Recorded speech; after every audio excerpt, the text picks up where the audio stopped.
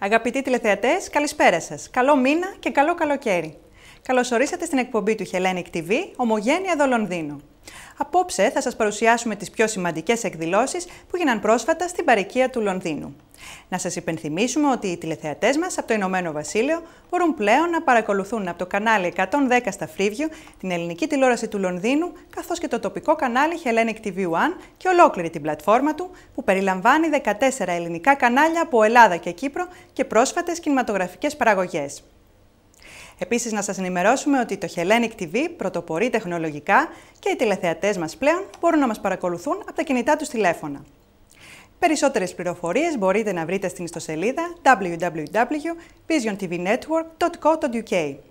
Αν θέλετε να αποφεληθείτε αυτής της μεγάλης ευκαιρίας και να διαφημιστείτε στο Freeview, αλλά και στα κινητά, μέσα από το Hellenic TV, επικοινωνήστε μαζί μας στο τηλέφωνο 020 82 92 70 37 ή στην ηλεκτρονική μας διεύθυνση info@hellenictv.net.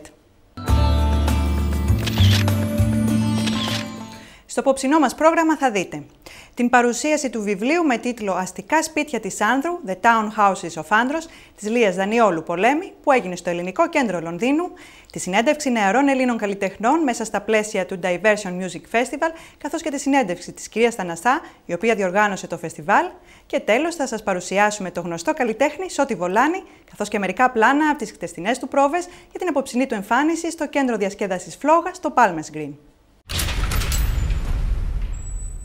Την περασμένη Δευτέρα, 28 Μαΐου, έγινε η παρουσίαση του βιβλίου της Λίας Δανιόλου-Πολέμη με τίτλο «Αστικά, σπίτια της Άνδρου, The Town Houses of Andros».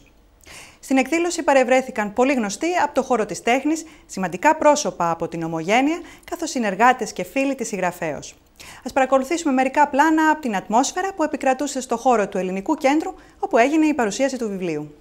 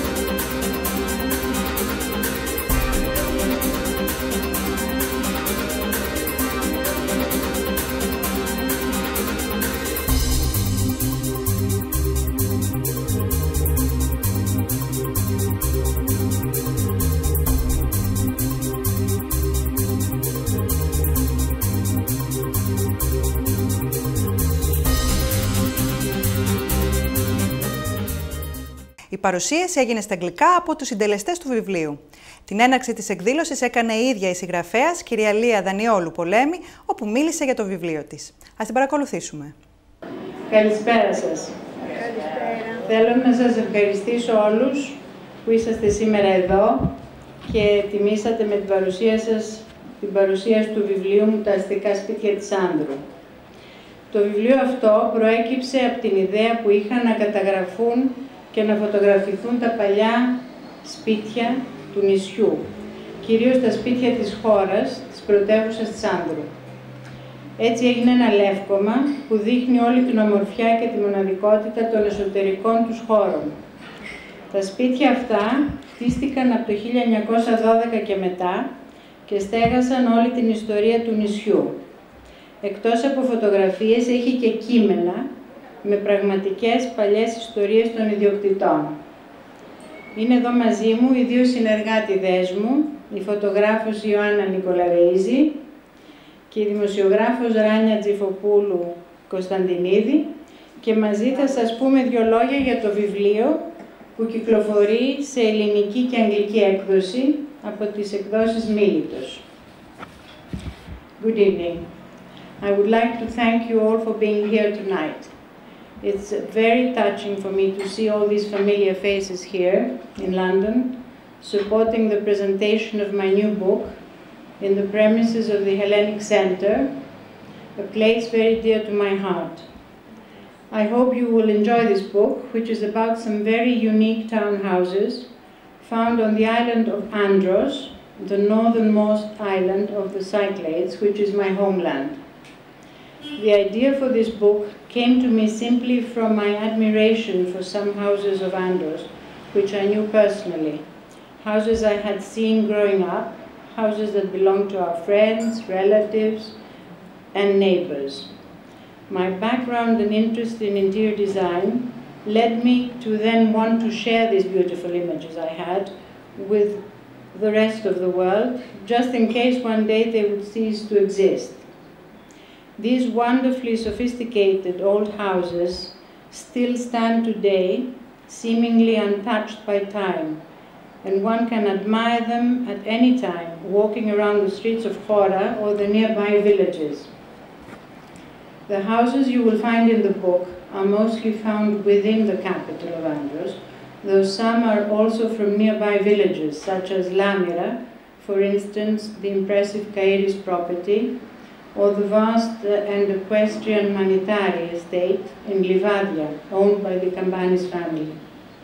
You will see that the townhouses of Andros differ greatly from their Cycladic counterparts, in that they are not the classic island-style homes with the blue and white facades and the small openings and simple rooftops. The houses are all town-like, and some have been built to resemble grand neoclassical houses or European-style castle houses rather than island homes. As well as the exterior appearance of these townhouses, the grander style extends to the interiors as well, whether they are very large houses or much smaller ones. Through this book, we got a chance to not only look inside these houses, but also to hear stories about the houses. We photographed the family heirlooms and listened to their stories as well. And gradually, the book became more than just a document for Greek interior decorating. It became a collection of rich visual narratives, unveiling stories about Andros, about its people, and about how some of these people changed. In turn, it narrated stories of social and industrial change as well, about family values and traditions, about Andros society and how it was reflected in the homes of its people. The homes you will see and read about in the book are perhaps the more bourgeois homes, mainly funded by money made from shipping from the early 1900s onwards, funds that helped the construction and maintenance of these family homes. This could often take much effort and, of course, generosity and dedication during times when many things were not as easily done as they are today.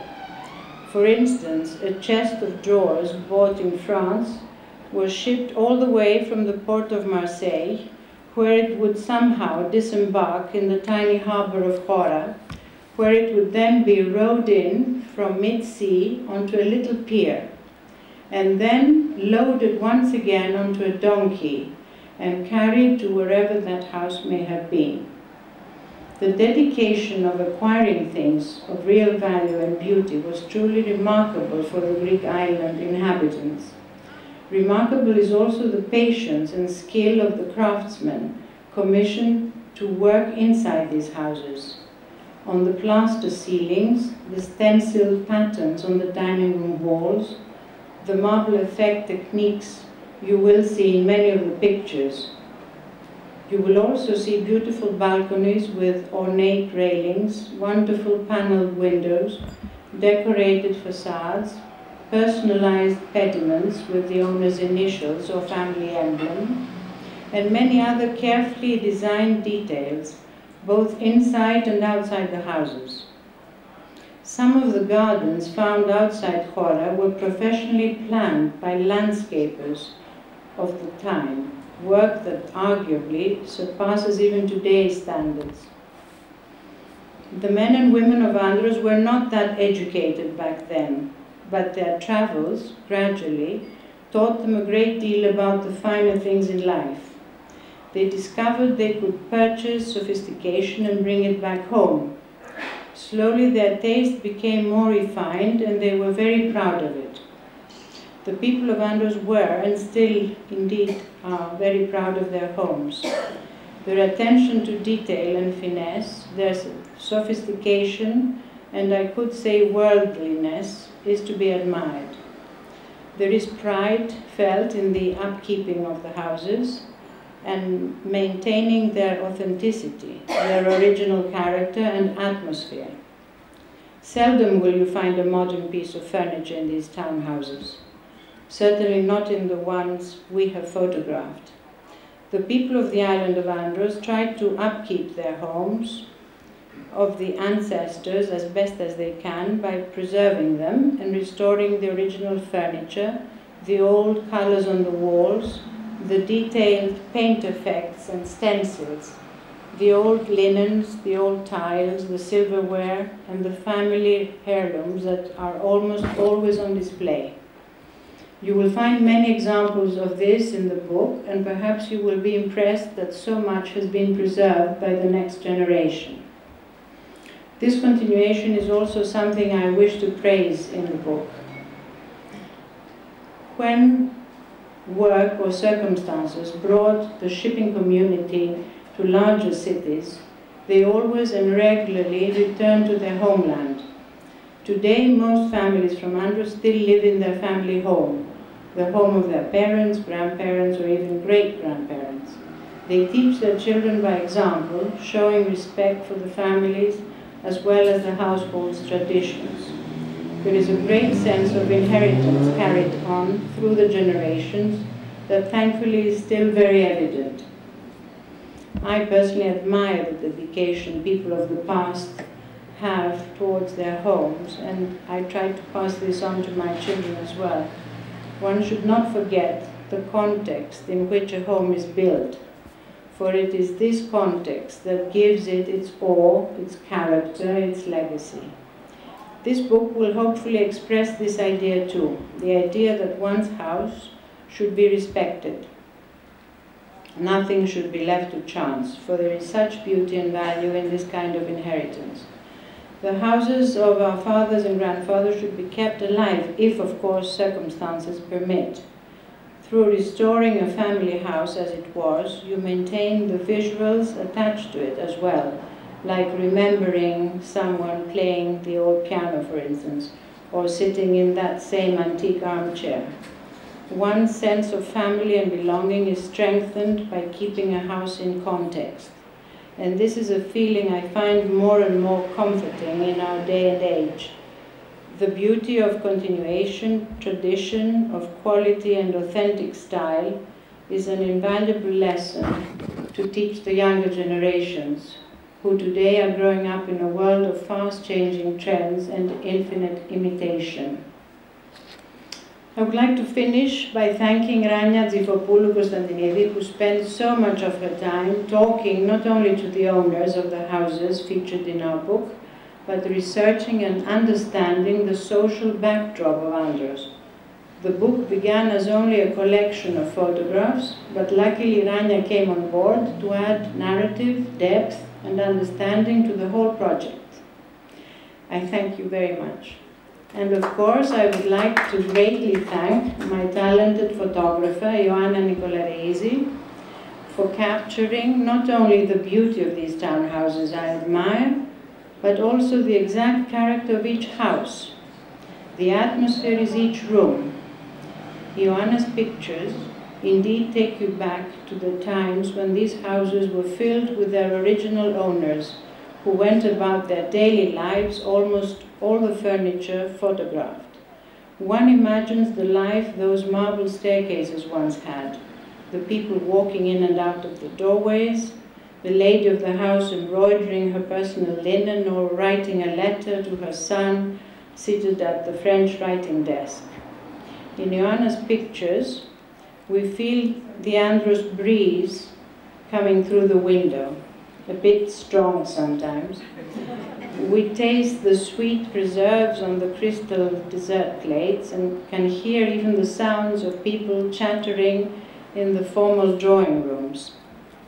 I also want to thank Michael Bolter and Alina Kouloukoudi, who translated the book in English. I wish to also thank all the sponsors of this book, who are listed, of course, my publishers, Militos, the Hellenic Center, for their hospitality. And lastly, I would again like to thank all of you for being here this evening and honoring my efforts.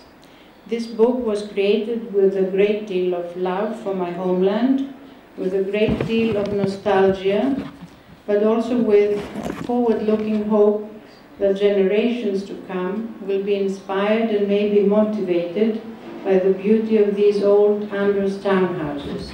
Thank you.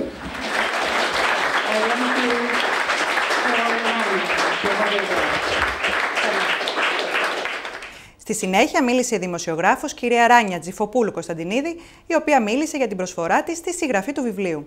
Ας την παρακολουθήσουμε. Καλησπέρα σας. And good evening, ladies and gentlemen, and thank you very, very much for being here tonight with us. Every time I find myself in the horror of the island of Andros, I inevitably end up roaming up and down the main street of the Agora, observing its beautiful houses and buildings. I rediscover their roofs, their crownings, their facades, their foundation plaques, the wonderful entrances with decorative door knockers, their ornate iron balconies and beautifully painted exteriors. Then, admittedly, I peek into the open windows I find on the way, and I witness even more splendor. Wonderful dining rooms and living rooms, grand authentic marble staircases, stenciled walls and trompe-l'œil masterpieces decorating the rooms, wonderfully embellished plaster ceilings carved with such patience and artistic skills.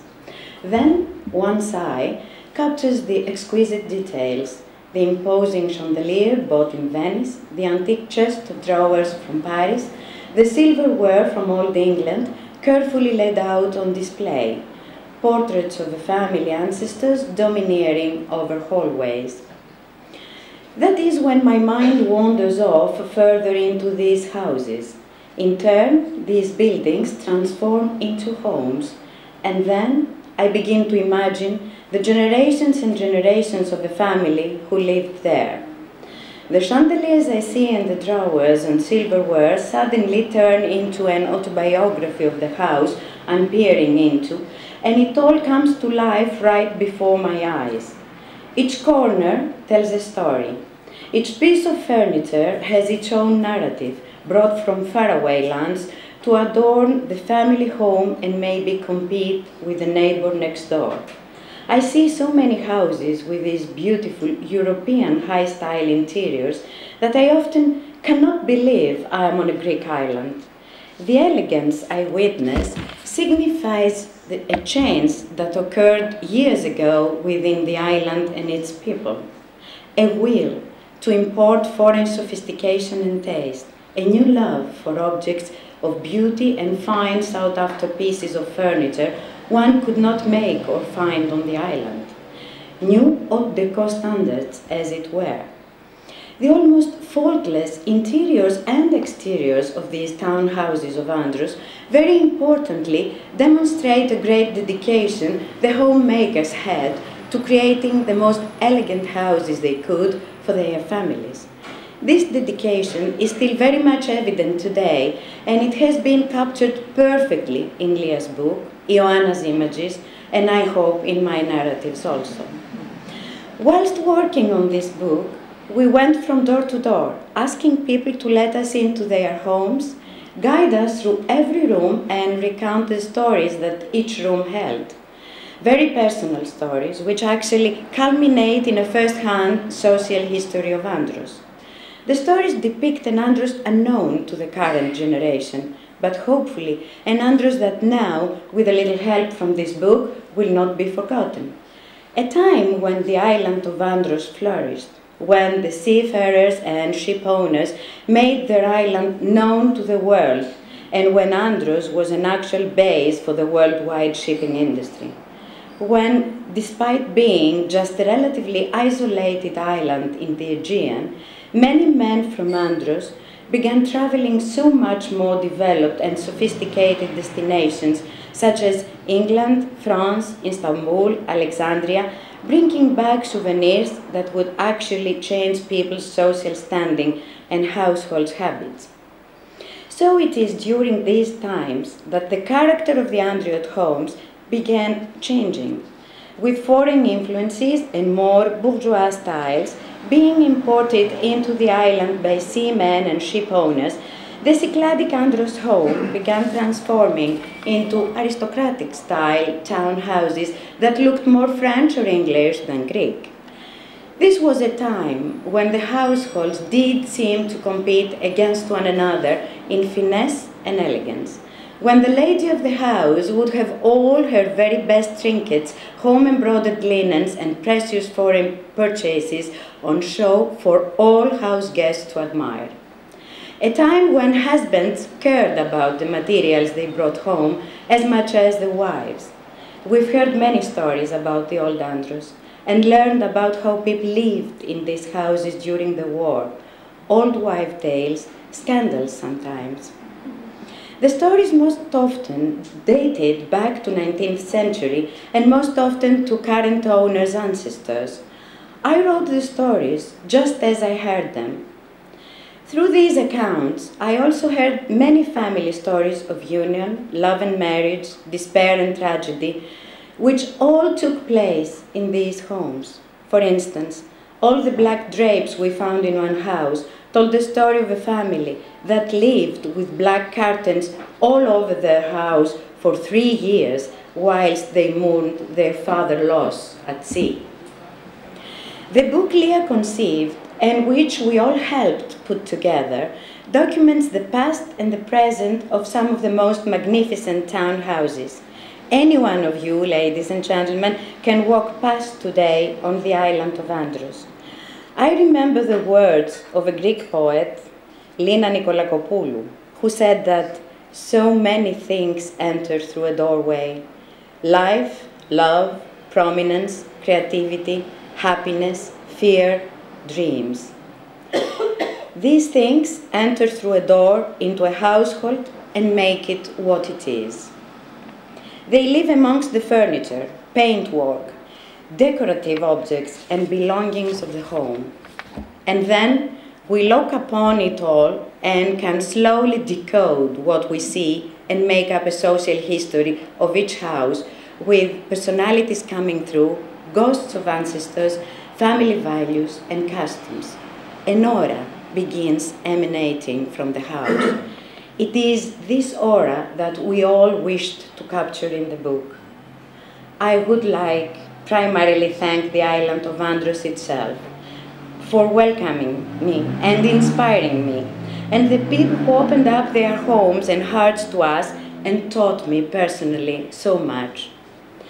And not least, I would like to thank Lia for choosing me to work with her and to say to her publicly that it has been an amazing experience working with her. Lia, I truly feel very fortunate to have met you, and thank you very much. And I thank you also, ladies and gentlemen, for your kind attention. Thank you.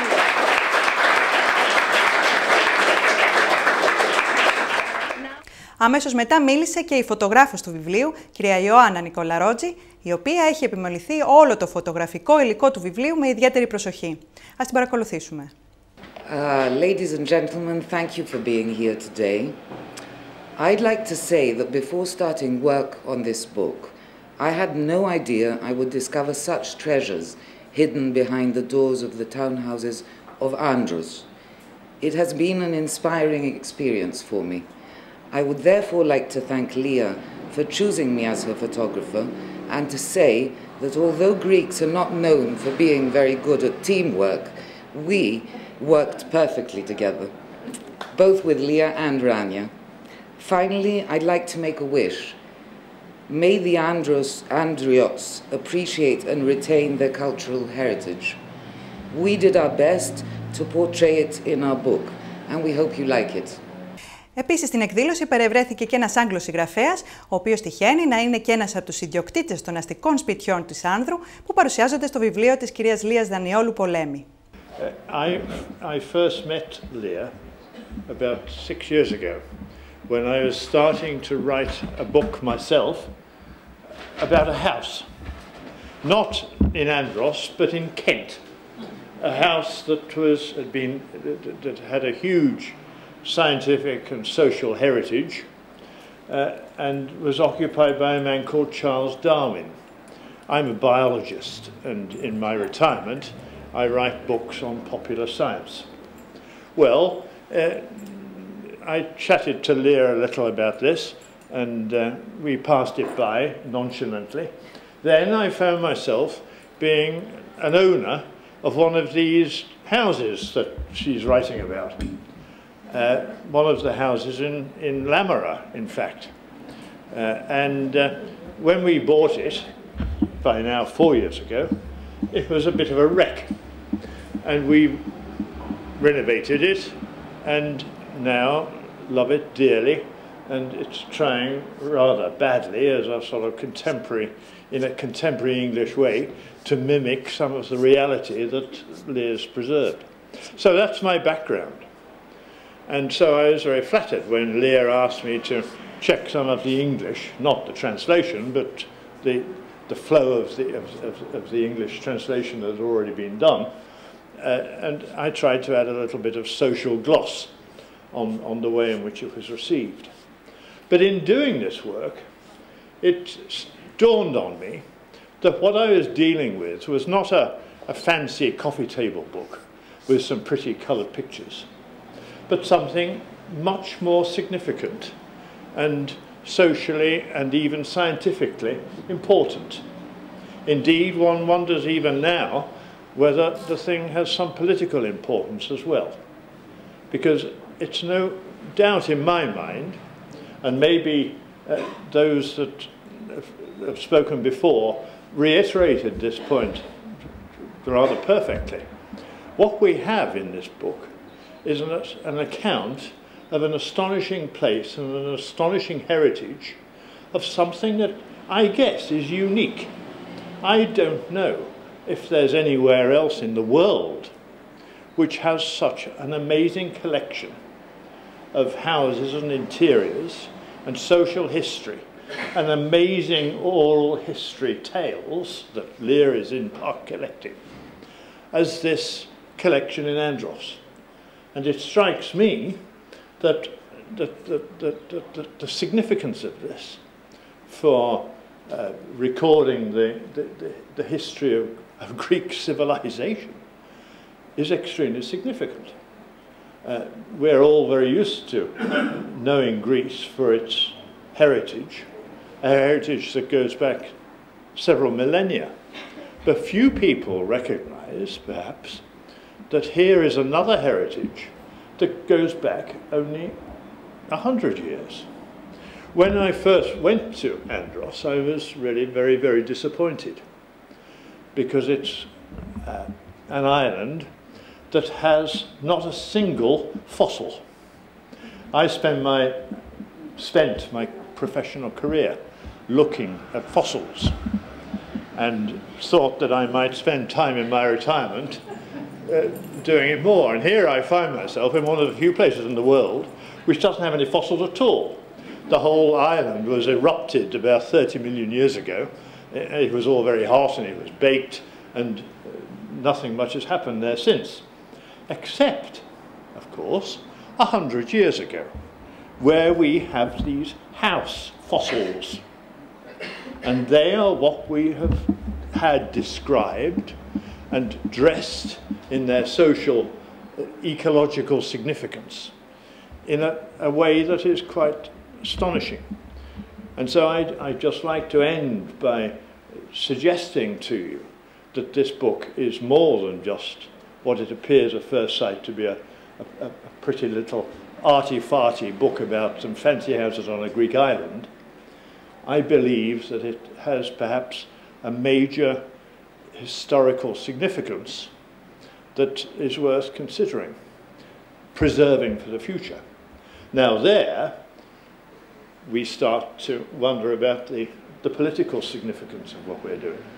Because to try to preserve and retain and conserve these relicts in a way that I believe should be done responsibly is going to be very difficult. And could it be that part of the commercial, historical, cultural, touristic value of this part of Greece's past has some capital to play in the future? And so, Leah, oh, Leah, you're hiding behind the desk. Leah, I would like to end, I'm afraid, on what a note that may fill you with great despair, because I believe very strongly that your work has only just begun, and that what you have in front of you is to accept this responsibility of ensuring that in some way or other the heritage of Andros is maintained and conserved and used in the future. So thank you very much. And thank you. Μετά το τέλος της παρουσίασης ακολούθησε μικρή δεξίωση, όπου οι καλεσμένοι είχαν την ευκαιρία να συνομιλήσουν μεταξύ τους, να γνωριστούν με τη συγγραφέα, να αγοράσουν το βιβλίο της και να τους το υπογράψει.